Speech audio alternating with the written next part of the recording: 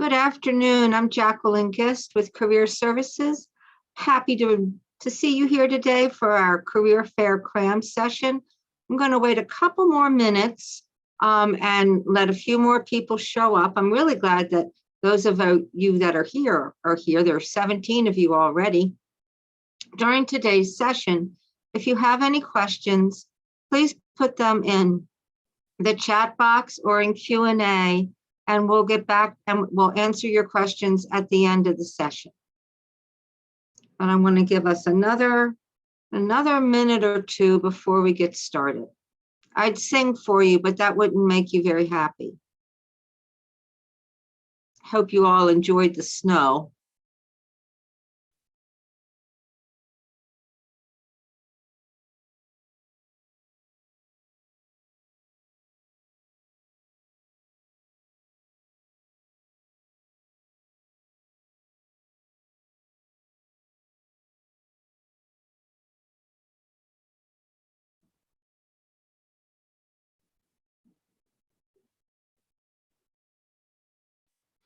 So I'm going to go ahead and get started. Everything that we covered today is also on our website, and you can make an appointment to see a counselor, or you can email me with any questions. My name's Jacqueline Gist, and I'm one of the Assistant Director Career Coaches at University Career Services. And I'm a big fan of fairs, as they're a wonderful way for students to connect with employers. Today, we're going to talk about some upcoming virtual events and fairs that we have, a little bit about UCS and all the ways we can help you, talk a little bit about how you can prepare and identify your next steps and all the resources we have to help you. And we're going to talk a lot about, from a recruiter's point of view, which is Mira with Peace Corps, that we have the best way to connect with employers. So I'm delighted to have my friend and colleague, Mira Singhal, with us here today. She is our Peace Corps recruiter, and she's also a graduate student, and she has spent a lot of time talking to students. Do you want to introduce yourself a second, Mira? Sure. Hi, everyone. Like Jackie said, my name is Mira. I'm a dual degree master's candidate at UNC, as well as the Peace Corps recruiter here. I served in Senegal, West Africa for 3 years, and this is my 3rd year working as a recruiter. So I'm happy to be here and hope I can give you some good tips as you go through the career fair process.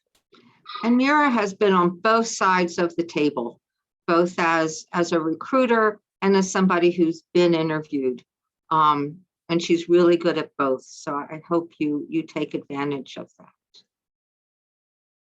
If you have any questions for me, you can email me at this email address. And if you'd like to make an appointment with me or another counselor to talk more about what we're going to go over today, as well as any other career-related questions you have, you can go to Handshake and make an appointment with me. Same with Mira. Here's her email address, and she also takes appointments through Handshake. Are you ready to get started? We have a lot going on at Career Services this coming spring. All the information that I'm giving you, you can also find it on our homepage, which is careers.unc.edu. We've got not only what we're doing here today, but on Wednesday, if any of you are still working on your resumes or you just want to make it perfect, we have a resume workshop with an employer. And employers will be talking to you about what you can do to make your resume stand out. For those of you who are still kind of looking as, what do I want to do? And how does that match up with what my major is? Have a workshop for you on that on the 1st, on connecting majors to careers. Next week, next Thursday on the 3rd, we have a career panel on all different kinds of careers in the nonprofit sector. There's another career fair jam coming up because the career fair is getting really close. 2 more on the 9th and the 15th. And then kind of some of our cornerstone events that are coming up, which I'm sure is why you're all here. 2 career fairs one on the 16th of February and one on the 17th. The one on the 16th is for STEM majors, and the one on the 17th is about career exploration and how to get experience, and there'll be employers there, and that's for every major. On the 21st, we're going to have some information about grad school, and the 23rd, information on with an employer on how to get ready for an interview.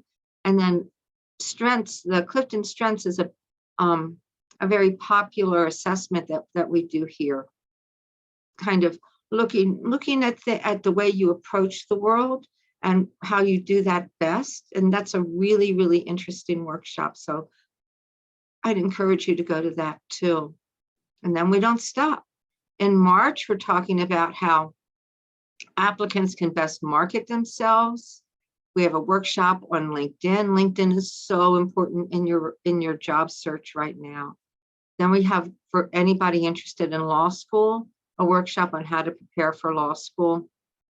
And then another one on, from an employer's perspective, on how to make your handshake profile. Those of you that haven't filled out your handshake profile, I'd encourage you to go in and do that now. More and more employers are looking at your handshake profile. And in March, we're going to have a workshop that kind of explains that to you. And then for those of you that are interested in health schools, have a workshop coming up on those. And then another career fair at the end of April for both jobs and internships. At the end of March on jobs and internships. Federal jobs are great. Mira can tell you that. She's kind of heading in that direction herself.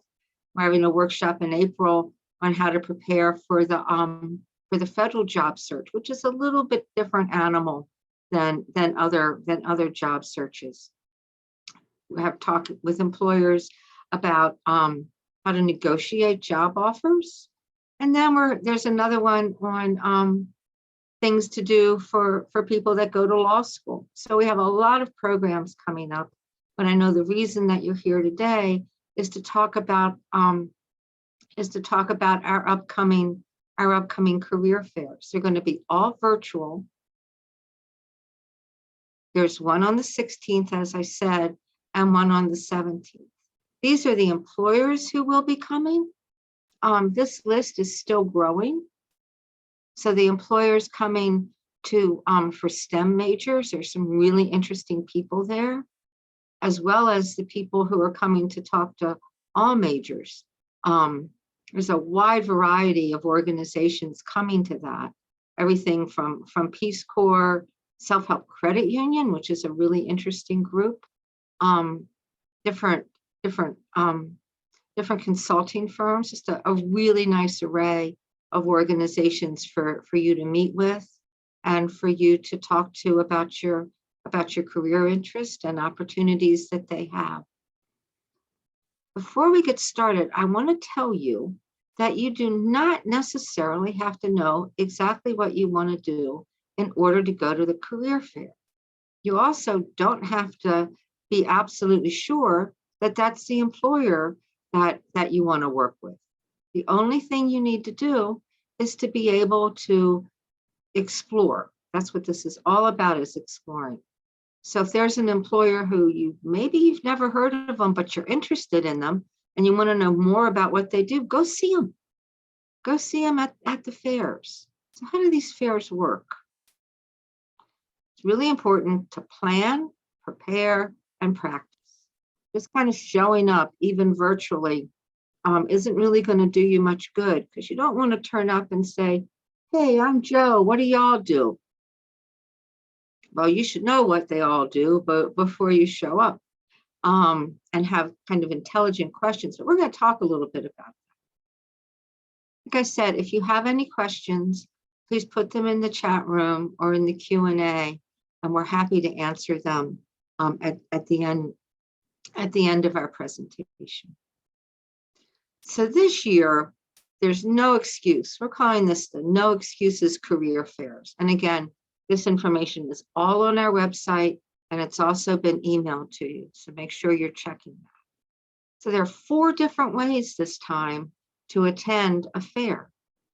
The first one is And all of these are through Handshake. So you go to your Handshake account and click on fairs.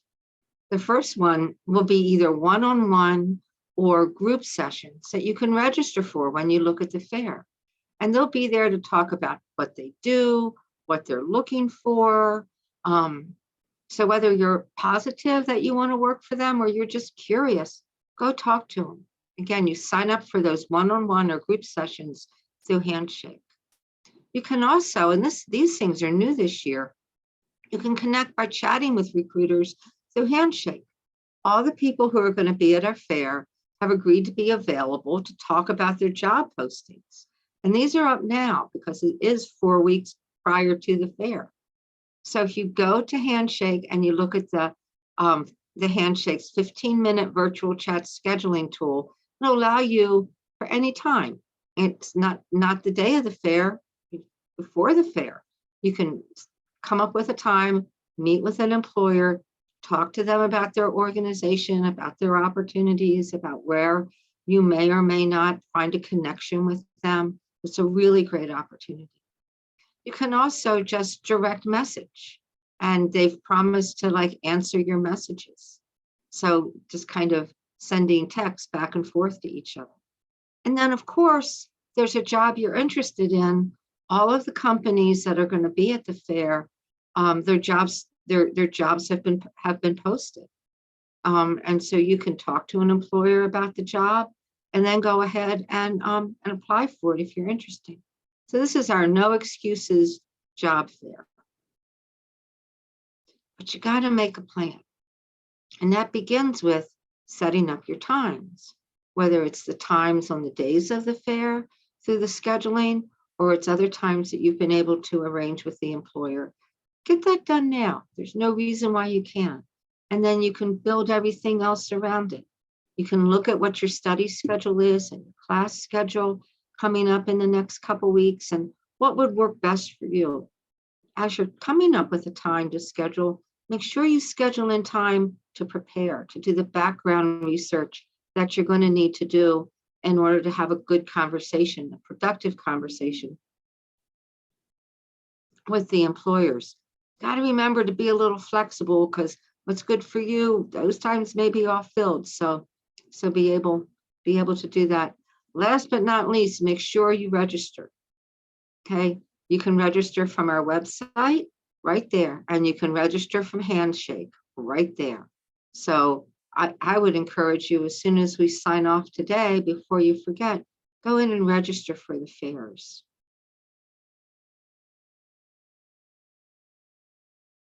So you have to prepare for this just like you would for an in-person interview. And that means that visuals count. You don't want to be in your sweats, lying on your couch with Coke cans and pizza boxes all around and your kitty cat jumping up on you during your conversation, right? Just like we've learned in the past 2 years for classes and other meetings. So you might want to try out some virtual backgrounds. You want to make sure that wherever you are, you have good connectivity, that it's quiet. Make sure you test everything out ahead of time. And the next one's important. Make sure you dress appropriately. Showing up in your sweats doesn't make that great of an impression. So you need to dress for these virtual events just like you would for an in-person event, as well as an in-person interview. It really makes a difference. It says to the employer, this matters to me, and I want to show you my best self. And this is my best self in a professional way. I know that sometimes interview clothes can get to be kind of expensive. UCS offers a program called Styled for Success. And Styled for Success provides students, graduate students, juniors and seniors who are receiving need-based financial aid. It provides people with the funds needed to get a good interview outfit. And you can find information about that on our website on careers.unc.edu under funding. There's a little heart in the right-hand corner for funding. If you have any questions about that, please feel free to email me and I can get you in touch with the right people. But it's really important to kind of look like to look like it matters.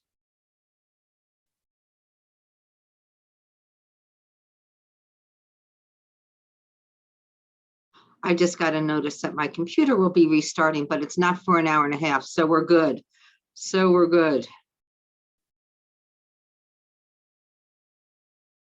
So make sure you prioritize your employers. Are you all seeing that on my screen? Mira, are you seeing my computer's about to restart? No, I can't see that. Oh, good. That's good. I can see it. And I thought the rest of you had to look at it too. So good. So what you want to do is make sure you go and you look at all the employers who are coming, do some research into them, and prioritize, who are the people who you really want to talk to. Then you need to practice giving your pitch. But in order to do that, you need to research the organizations. So for any organization that you're interested in, go look at their handshake job listings, get a full idea of what they're looking for, go to the website for the organization and do a deep dive into them. Don't just read their banners, find their mission statement. Who are they? What are they interested in? What are they proud of that they've accomplished lately? Go to LinkedIn and connect with the organization on LinkedIn. See if you can find the recruiter who's going to be there in LinkedIn and connect with that person. You can also go and join the UNC LinkedIn alumni group and see if there are any UNC alum who work for that organization and reach out to them and talk to them. That way, you're not walking up to an organization and saying, gee, that kind of sounds familiar. What do y'all do? What are you looking for? No, the better prepared you are, the more you know about who they are and about how that's a good match for your skills, your abilities, your interest, the better off you're going to be. So you need to come up with what we sometimes call an elevator pitch, where you introduce yourself and ask thoughtful questions. Make sure you take notes and make sure that you ask for contact information. This is really interesting. How do I stay in touch with you? Again, you can link up with them on LinkedIn, but get their contact information. And after your conversation, send them a short email and say, thank you so much for taking the time to speak with me. I really enjoyed learning this and this and this. And following up on your suggestion, I wanted to let you know that I will be visiting your website and applying, or I've submitted my application through Handshake, or I'm contacting this person. Let them know, and then follow up with them when you do that. But now you got to think about your own elevator pitch. It needs to be everything that all your contacts with an employer. What you really need to remember that you're answering the question, why should we hire you? Or why should we be interested in you? So tell me about yourself doesn't mean, and then after high school graduation, we went to Aunt Mabel's and had chocolate chip ice cream. And then I went to this great event out in the Grand Canyon.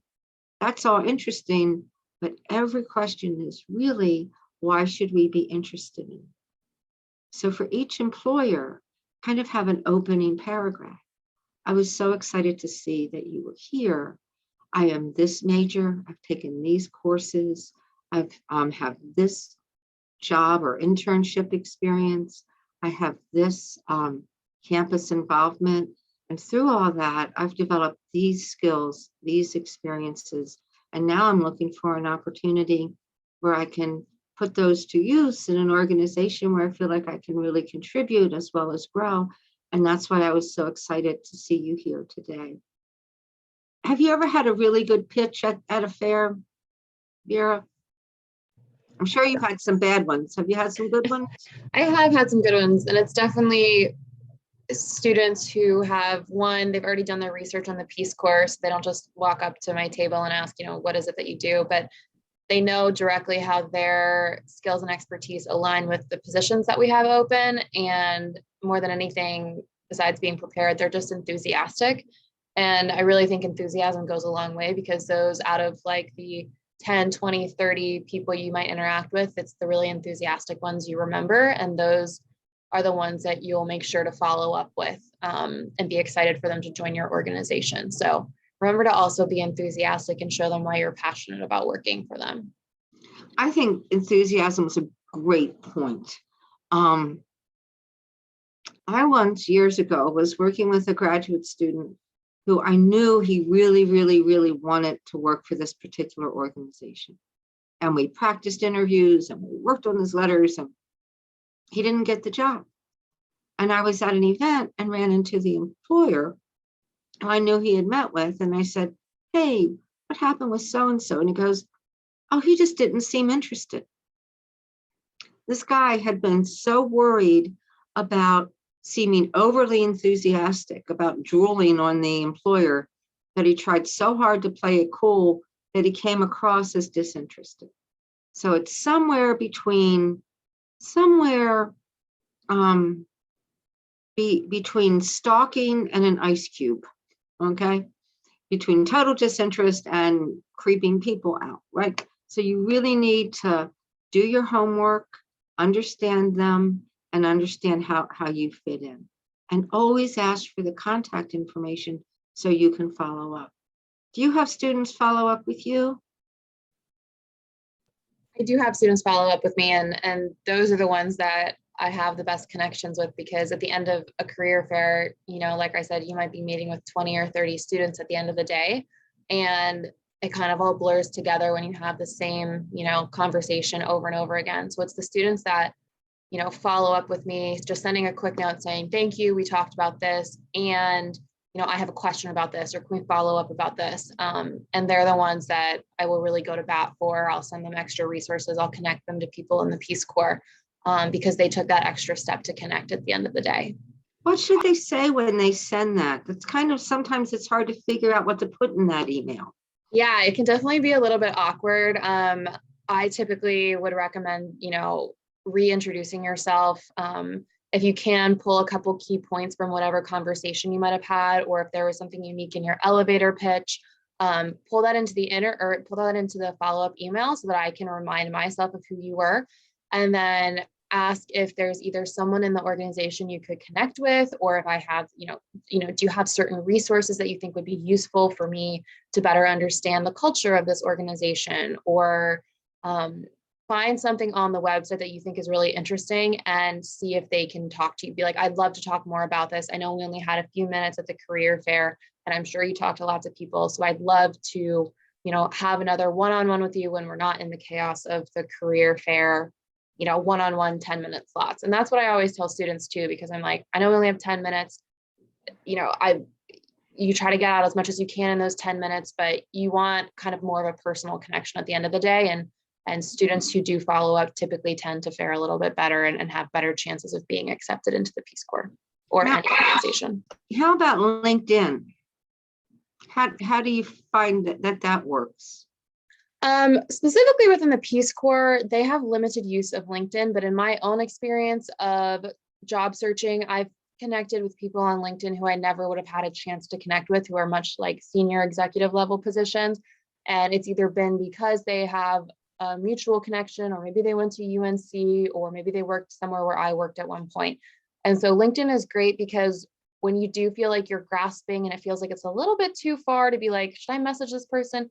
You can try to find that common thread and be like, hey, I saw this on your LinkedIn profile, that I would love to learn more, or, I'm fascinated in a similar career. Can you tell me how you got to that, career path? What was your trajectory? What tips do you have for a young professional? And so LinkedIn is great because you don't have to meet them face to face. You don't have to meet them at a career fair, but you can try to pull those connections, and hopefully something will come from it. And oftentimes it does, that's why people are on LinkedIn. So I would say definitely utilize it. The Peace Corps should use it more, but we don't. So but they don't. Excellent.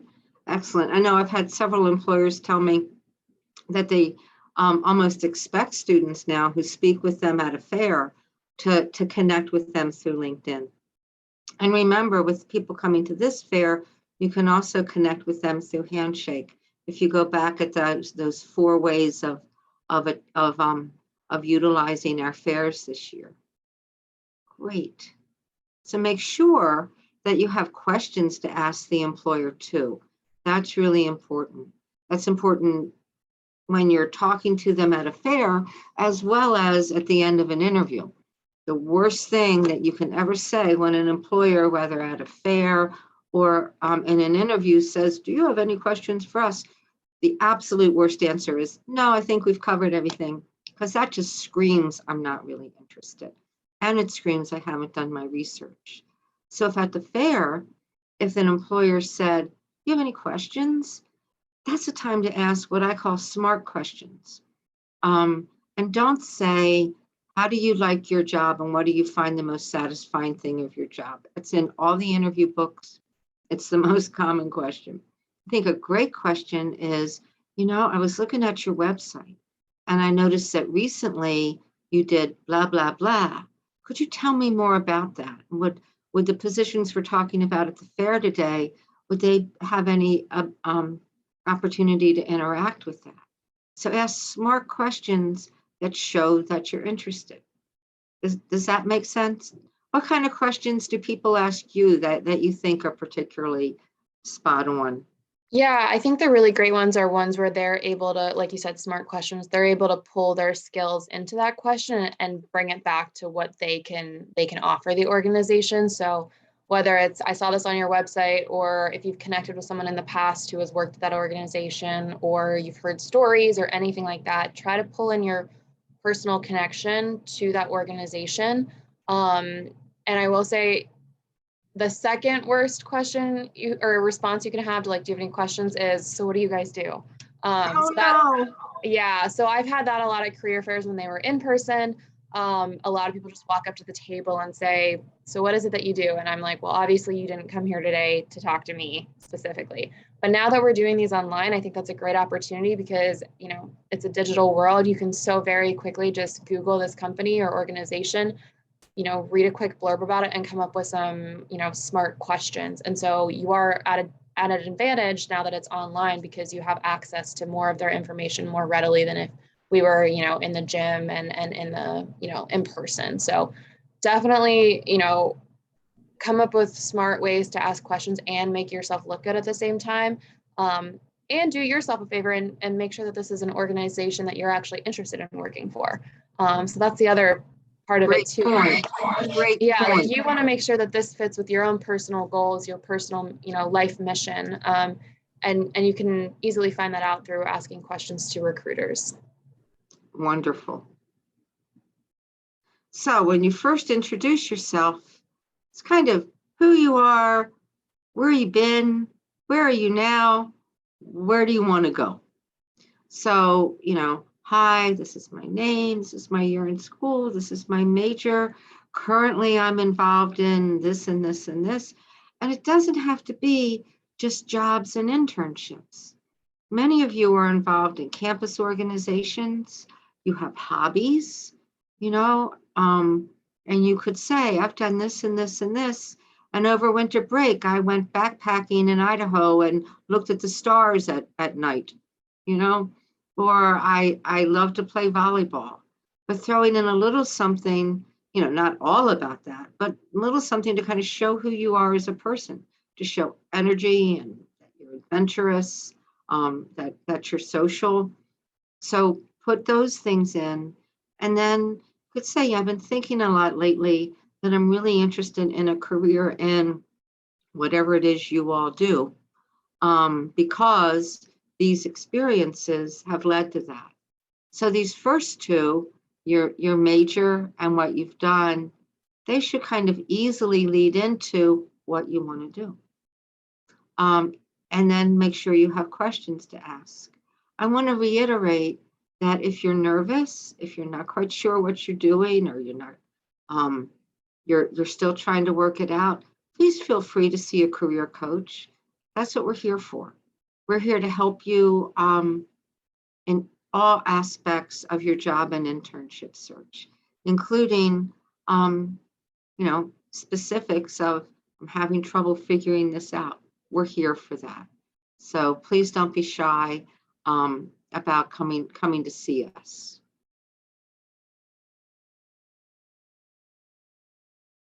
So here are just some examples.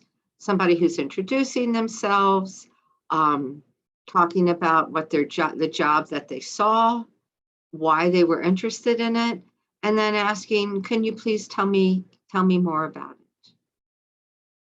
And Mira, we've already talked a little bit about yours, but you tell us a little bit more about success. Like, can you walk us through with maybe a contact you had with a student and how that followed through to be successful back when Peace Corps was sending people places? Yes. From the students over the past, 2.5 years that I've been with University Career Services as the Peace Corps recruiter, there are a handful of students who have really stood out to me, and it's that they've had multiple modes of connection. So I might have first been introduced to them at a career fair, and then they sent me a follow-up email, and then we scheduled a one-on-one appointment. And they asked for feedback on their resume or their application, and they asked to be connected to other people in the Peace Corps. So really 4 or 5 different times they've connected with me to ask questions about the Peace Corps. So that shows me that they were really interested in this. This wasn't just like I'll apply to the Peace Corps and, it's a good backup plan in case something goes wrong, or, this is like my filler job until I get the job I really want. And so it's really easy for recruiters to tell if you're actually passionate about the job or if it's a filler job, which again, having more opportunities is always a great idea, but just make sure that you approach it, each one with as much enthusiasm as you can. And that's also real enthusiasm. And I think for me, the best thing is when people follow up after they've maybe secured the job and they're like, thank you so much for your help, or this is what I'm doing now. Cause it helps us to know as recruiters, what is good recruiting and how we can be helpful. And know that recruiters are also there as a resource for you, right? Like part of my job is actually recruiting people. So I do want you to ask questions. I do want to help you apply to our organization. I do want you to be as best prepared as you can be going into an interview. So you can kind of leverage that with recruiters and ask them those questions, ask them what tips they would recommend to be the most competitive applicant you can be. Ask them if there's something specific about the resume. So for example, in the Peace Corps, we accept what's called, your expanded resume. So you have up to 3 pages for your resume. We don't recommend doing reverse chronological order for your skills and expertise, but it needs to be directly applicable to the position you're applying for. So small things like that if an applicant knows that, one, it makes them a little bit more competitive, and they wouldn't have known that unless they talked to a recruiter. So see if you can talk to recruiters or whoever you're meeting at these career fairs saying, is there any additional tips or how do you guys prefer that your resumes are formatted? Is there a page limit or anything like that? Are there certain skills I should put on here? Because sometimes it is a little bit different, whether it's a federal position, public sector, private sector, anything like that. They can all be a little bit different. So you want to do the best thing that you can in order to be competitive.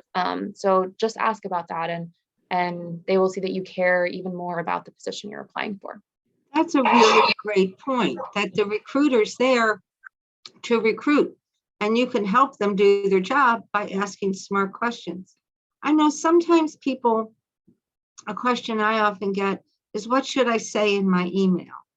And I think email is kind of tricky because email lends itself, I think it's tempting to be a little too casual in email. So you wouldn't want to say, hey, Joe, great seeing you the other day. Thanks for all the good info. Give me a good word at XYZ organization. You also don't want to sound like a Victorian novel. So it's kind of developing your professional voice. Do you have any hints for how to best word that follow-up email?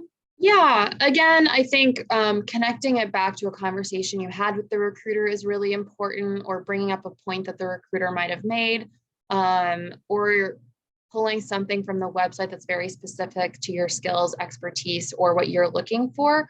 So the more you personalize it without being too casual is, I think, the best option. So again, you kind of have to find that middle ground of remaining professional, but also kind of giving them a lens into what you're interested in and how you're a unique individual. Because again, recruiters see and connect with a ton of people during these fairs.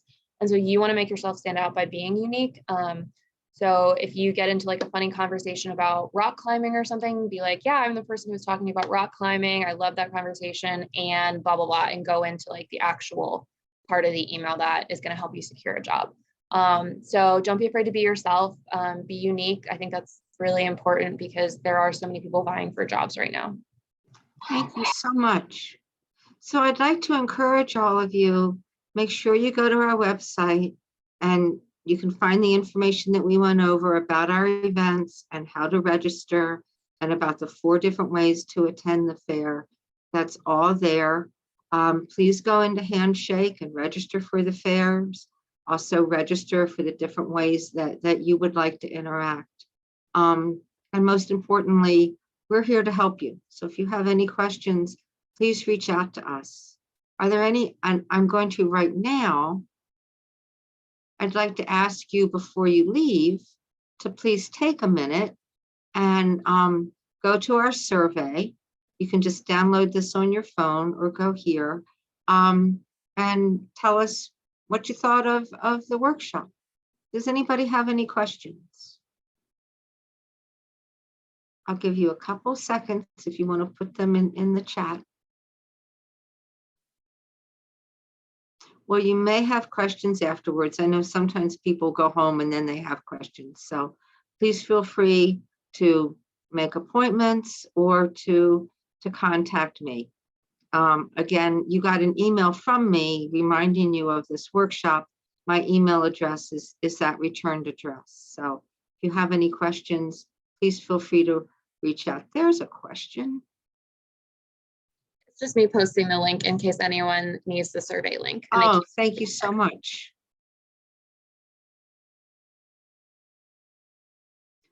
Okay, well, thank you all for coming. And we look forward to continuing to work with you. Goodbye. Thank you, Mira. This was great to see you. I haven't seen you in a while. We actually do have one question. Oh, great. Do we need to bring our resume to the career fair? Jackie, I will let you answer that. Well, the career fair is virtual. So it's not like in the past, but I would make sure that your resume looks good so that you can share it with the employer, and that if you go to apply for the jobs that they have listed, that it's ready. So certainly have your resume ready by the fair. We have resume samples on our website. There's a resume workshop coming up, as well as you can see our career peers during our drop-in hours to have your resume reviewed. That was a great question. Thank you. Any others? There's one more in the Q&As, or is that the same one? There is a second one. How can potential applicants without professional experience utilize their past experiences like part-time jobs or student organizations to craft a well thought out elevator pitch? It's a good question. Well, one good thing to do, just like you would in getting ready for an interview or writing your resume, look at the job description and highlight the skills, abilities, and experiences that they're asking for. And then for each one of those, make yourself a list of this is the time, these are all the different times that I gave presentations. These are all the different times that I led a team. These are all the different times that I sold something. I convinced somebody of something. That can be an idea. And then as you're giving your elevator pitch, include those. You know, I was a sociology major where we did a lot of class projects and I often took the lead. But one we did recently, it was up to me to come up with the idea. And then I had to do the research. And we made a written presentation as well as a presentation in front of the class. The skills from that are transferable to lots and lots of different places. Again, if you have problems with that, please feel free to come see a career coach and we can help you with it. But these are people, they're not here because they're looking for people with 30 years of experience.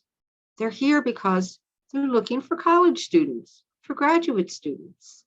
And they're looking for what you've gotten as being a student, as well as campus organizations, internships, jobs, part-time jobs. So don't let that stop you. Let us help you.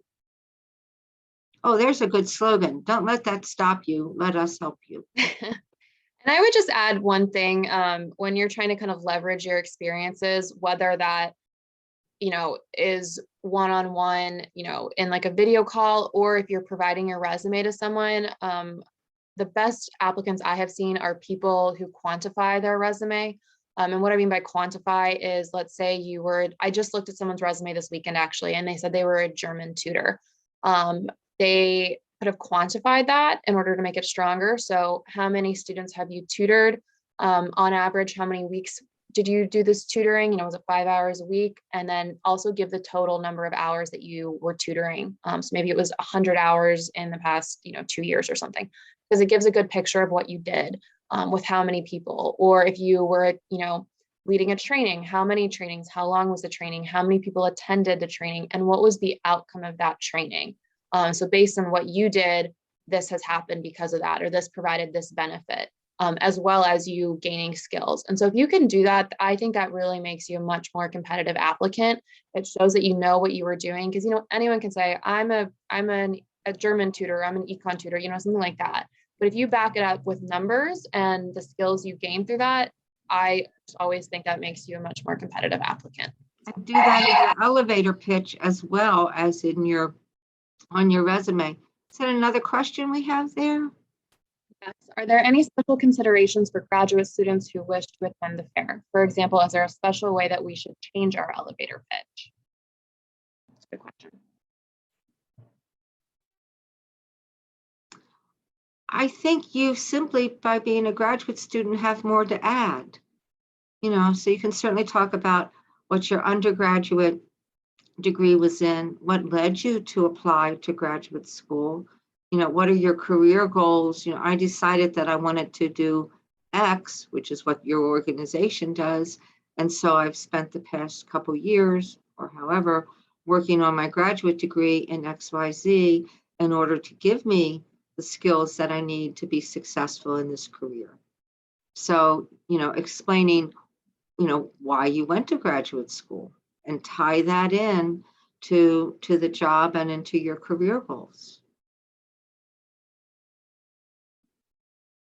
Anybody else before I sign us off? Well, I want to thank you all so much for being here today. And please don't be strangers. Go to our website, go to Handshake, register for the fairs, and go to them. So we hope to see you around. Thank you, Mira. It was great to have you here. Thanks for having me. Goodbye, people.